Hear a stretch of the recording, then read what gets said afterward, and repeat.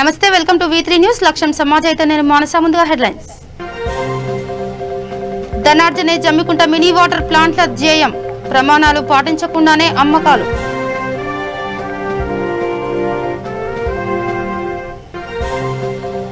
రాష్ట్రంలో మరో 3 రోజులు వర్షాలు, పిడుగుపాటుకు 2 బలి.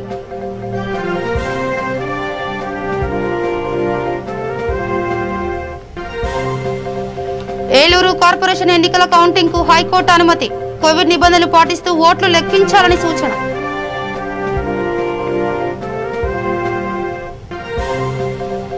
కరోనా విలయ తాండవం కొనసాగుతుందన్న జేసీ, ప్రజల ఆర్థిక ఇక్కట్లపై ప్రభుత్వం శ్రద్ధ చూపాలని విన్నపం.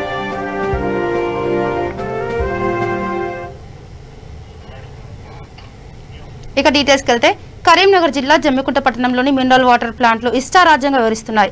నాణ్యతా ప్రమాణాలను ఏమాత్రం పాటించడం లేదంటూ సామాజిక కార్యకర్త షబ్బీర్ అలీ ఇటీవల జిల్లా కలెక్టర్కు ఫిర్యాదు చేశారు. ఈ విషయమై ఆయన మీడియాతో మాట్లాడుతూ ఈ ప్లాంట్లలో కొన్నింటికి అనుమతులే లేవన్నారు.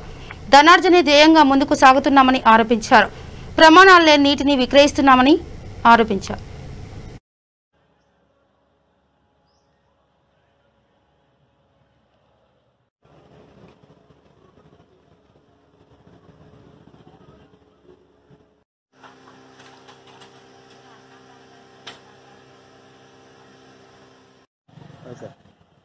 నేను షేక్ సాబిర్ అలీ, సామాజిక కార్యకర్తగా జమ్మికుంట మున్సిపల్ వ్యాప్తంగా ఉన్నటువంటి మినరల్ వాటర్ ప్లాంట్స్ యొక్క అక్రమ వ్యాపారాన్ని ప్రశ్నిస్తూ వారు నియమ నిబంధనలను పాటించకపోవటము, అదేవిధంగా నాణ్యతా ప్రమాణాలు పాటించకపోవడాన్ని గౌరవ కలెక్టర్ గారి దృష్టికి తీసుకుపోవటం జరిగింది.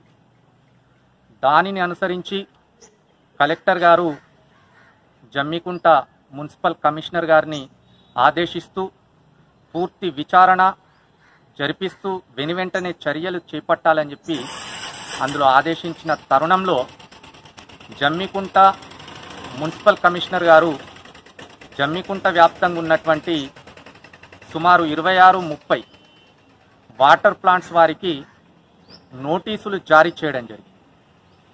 ఆ నోటీసులను అనుసరించి వారి వారి అర్హత ప్రమాణాలు అంటే bureau of Indian standards certificate and food safety and standards authority of India plus ISI plus ISO సంబంధిత అనుమతి పత్రాలు, అదేవిధంగా నాణ్యతా పత్రాలను వారు రాబో 3 రోజుల లోపల తీసుకొని హాజరు కావాలని చెప్పి నోటీస్ ఇష్యూ చేయడం జరిగింది. అయితే ఇందుకు ఏ ధృవపత్రాలు లేని, ఏ నాణ్యతా ప్రమాణాలు పాటించినటువంటి వాటర్ ప్లాంట్ నిర్వాహకులు ఈరోజు స్ట్రైక్ పేరిట, బ్లాక్మెయిల్ చేసే కోణంలో స్ట్రైక్ పేరిట ముక్కుముడిగా వాటర్ ప్లాంట్స్లను మూతబెట్టుకొని ప్రజల దాహత్యం తీర్చేందుకు చుట్టుపక్కల ఉన్నటువంటి బాల వికాస సంబంధిత వాటర్ ప్లాంట్స్ వారిపైన కూడా ఒత్తిడి తెస్తూ ఈరోజు వాళ్ళు చేస్తున్నటువంటి ఈ అనైతిక చర్యను మీ ద్వారా ఖండిస్తూ, అదేవిధంగా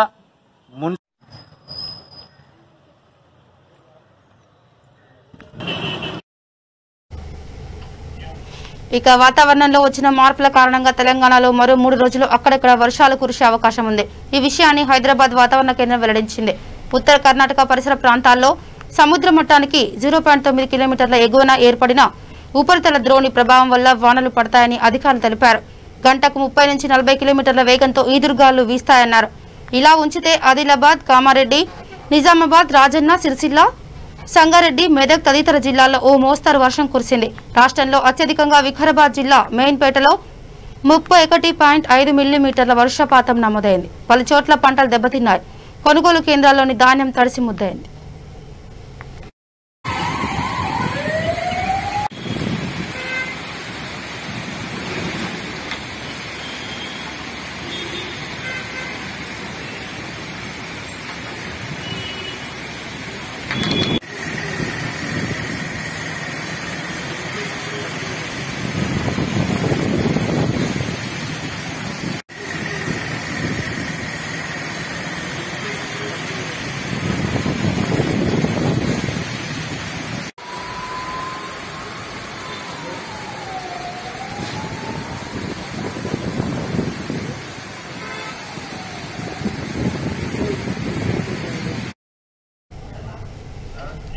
తూర్పు గోదావరి జిల్లా రాజమండ్రి ఉప కారాగార కేంద్రం వార్డర్ రామాంజనేయులు కరోనాతో మృతి చెందారు.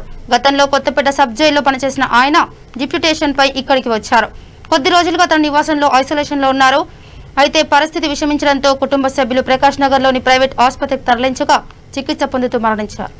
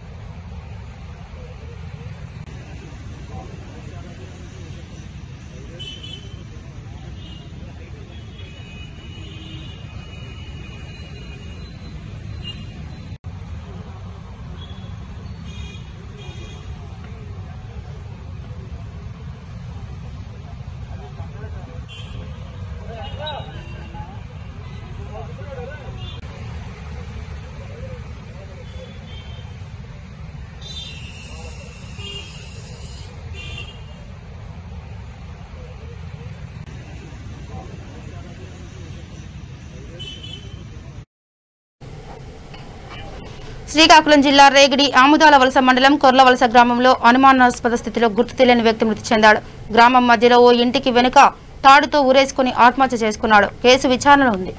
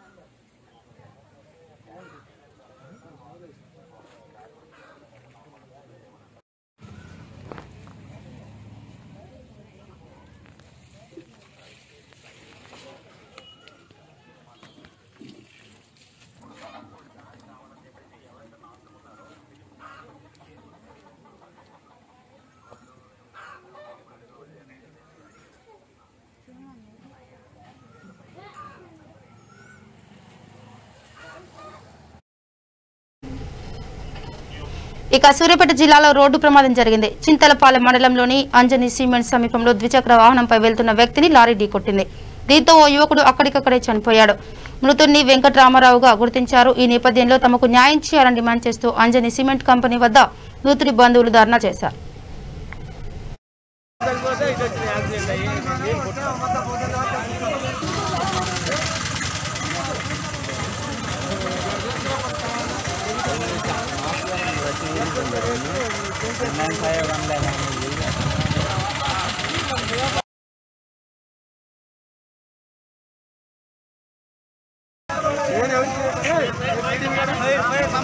పంపించాలి వాళ్ళకి చెప్పలేదు కదా సరిపోతే ఇది వచ్చింది యాక్సిడెంట్ అయ్యి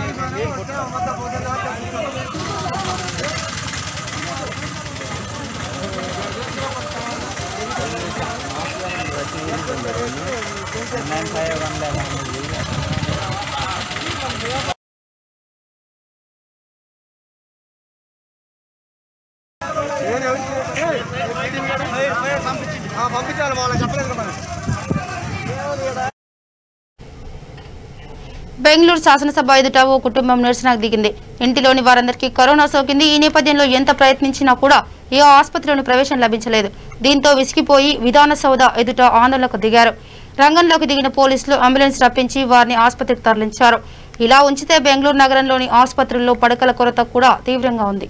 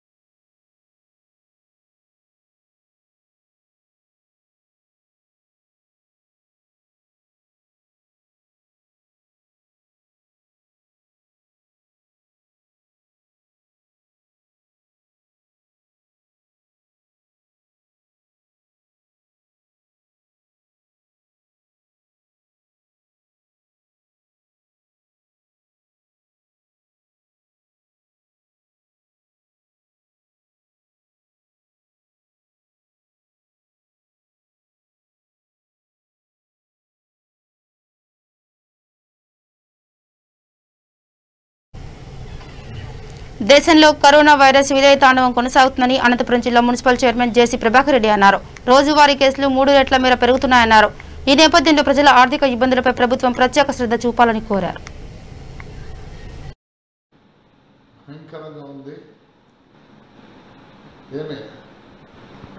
చిన్న తప్పక వ్యాపారస్తులు ఎలా జీవనం గడుపుతారో తెలియని పరిస్థితి. కానీ ప్రతి ఒక్కరిని ఒకరి మీద ఒకరు మోపుకుంటున్నారు. కోవిడ్ వల్ల central government, Covid state government అనేది ఇప్పుడు అదిగా కావాల్సినది. జనం ఎలా బతుకుతారని మనం చూడాలి. ఎందుకంటే సెంట్రల్ గవర్నమెంట్ తప్పు చేసినా, స్టేట్ గవర్నమెంట్ తప్పు చేసినా భలే ఎదురు ప్రజలే కదా.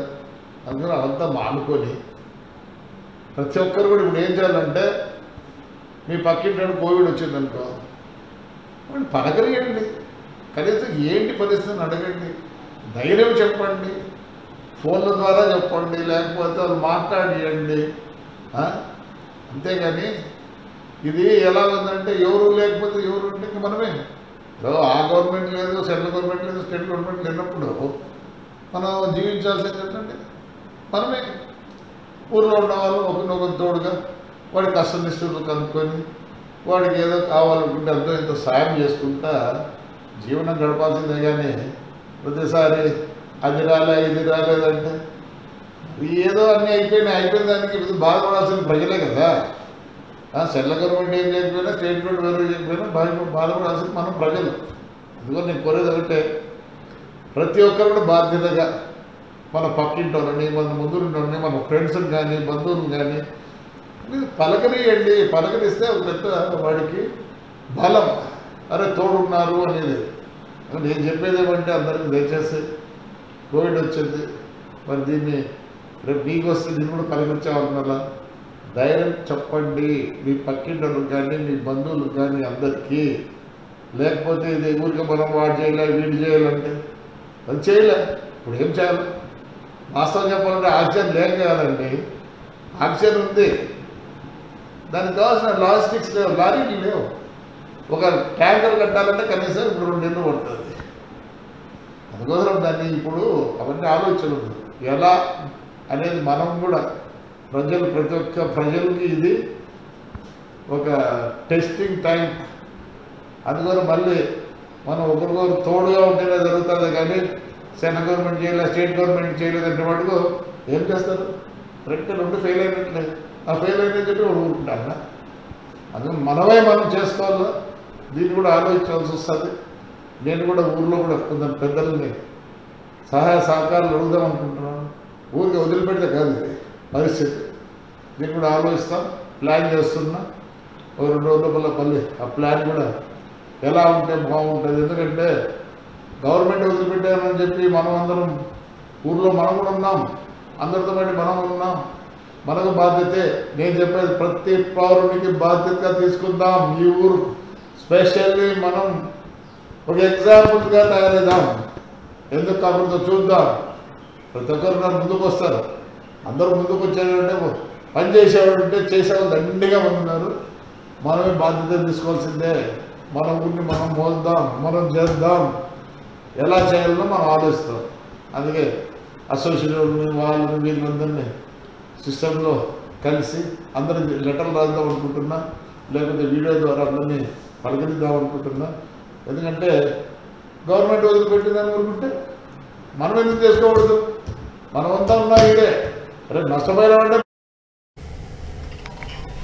సూర్యాపేట జిల్లాలో మరో రోడ్డు ప్రమాదం సంభవించింది. ఇక కోదాడ మండలం శ్రీరంగాపురంలోని జాతీయ రహదారిపై ట్యాంకర్ పాల వ్యాన్ ఢీకొన్నాయి. ఈ ఘటనలో 2 గాయపడ్డారు.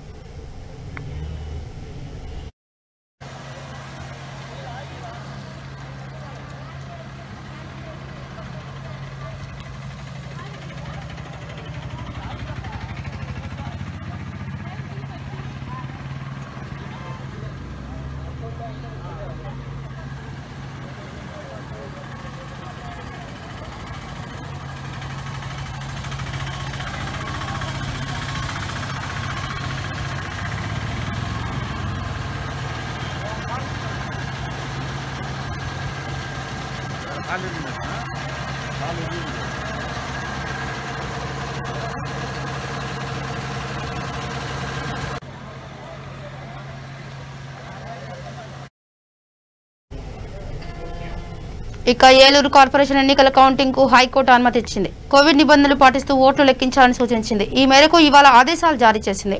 కాగా మార్చి 10న ఏలూరు మున్సిపల్ కార్పొరేషన్ కు ఎన్నికలు జరగడం తెలిసిందే. అత్యంత కట్టుదిట్టమైన భద్రత, కోవిడ్ జాగ్రత్తల మధ్య జరిగిన ఈ ఎలక్షన్ లో 56.86% పోలింగ్ నమోదైంది.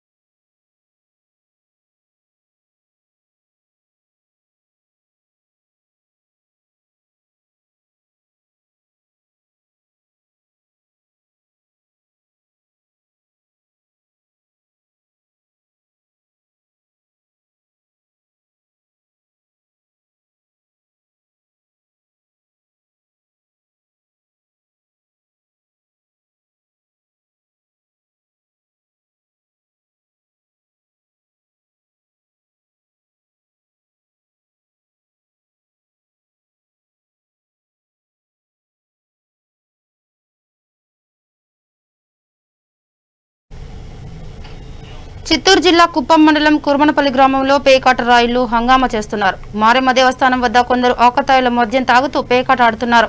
అయితే ఈ విషయమై అడిగిన వారిపై దాడులకు పాల్పడుతున్నారు. కరోనా తీవ్రత నేపథ్యంలో ప్రభుత్వం లాక్డౌన్ విధించినా కూడా పట్టించుకోవడం లేదు. అధికారులు స్పందించి తగు చర్యలు తీసుకోవాలని స్థానికులు కోరుతున్నారు.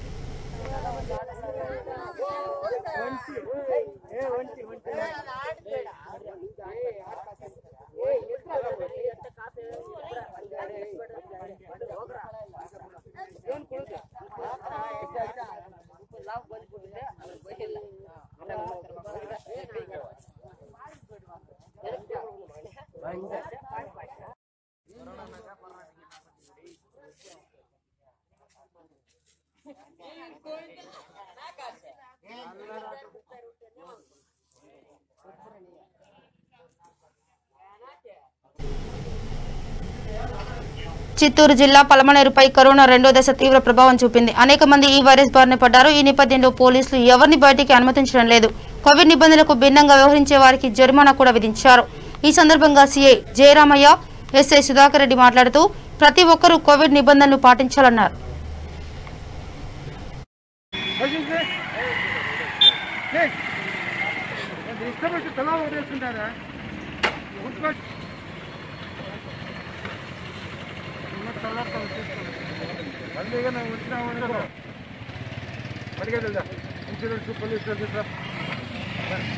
ఎవరిచ్చినాడు?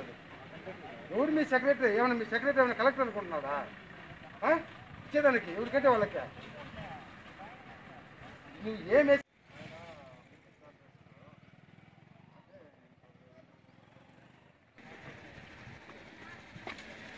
తిరుగుతా ఉండవు.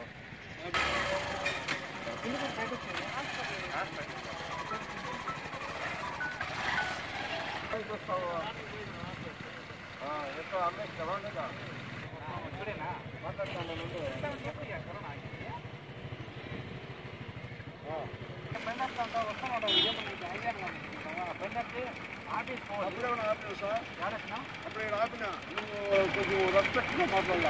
నేను వికలాంగుని ఎక్కించుకొని పోతున్నా, ఊళ్ళో ఆటో లేదని సార్ చెప్పినా అవన్నీ వస్తున్నా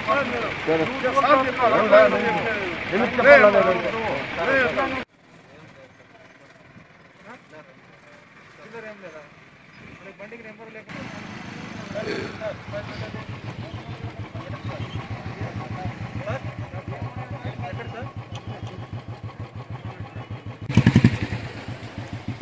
కరెక్ట్ ఉంది కదా. సార్ దగ్గర బండి సీజ్ చేశాను. పోరా చిన్నడా. 90278673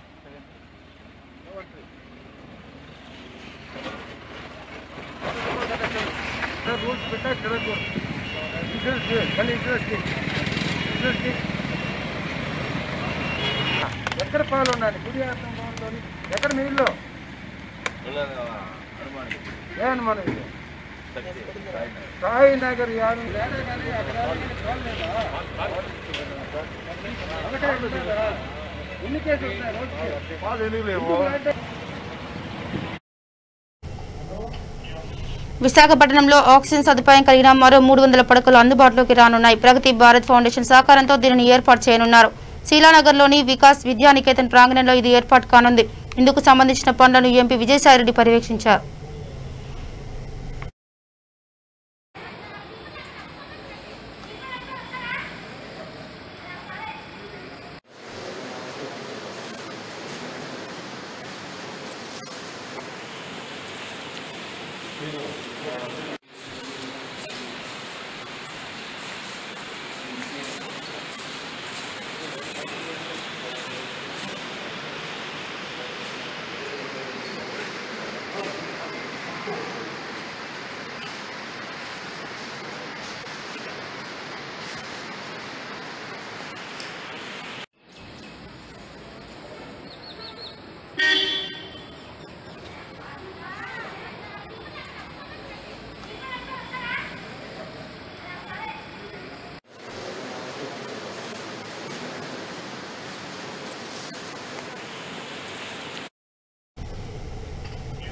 ఇక బులెటిన్ ముగించే ముందు హెడ్లైన్స్ మరోసారి.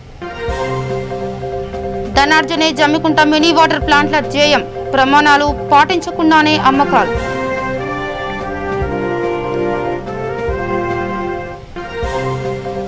రాష్ట్రంలో మరో 3 రోజులు వర్షాలు, పిడుగుపాటుకు 2 బలి.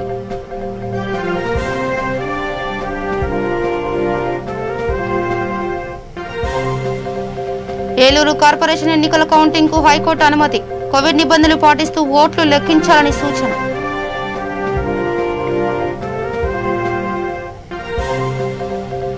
కరోనా విలయతాండవం కొనసాగుతుందన్న జేసీ, ప్రజల ఆర్థిక ఇక్కట్లపై ప్రభుత్వం శ్రద్ధ చూపాలని విన్నపం.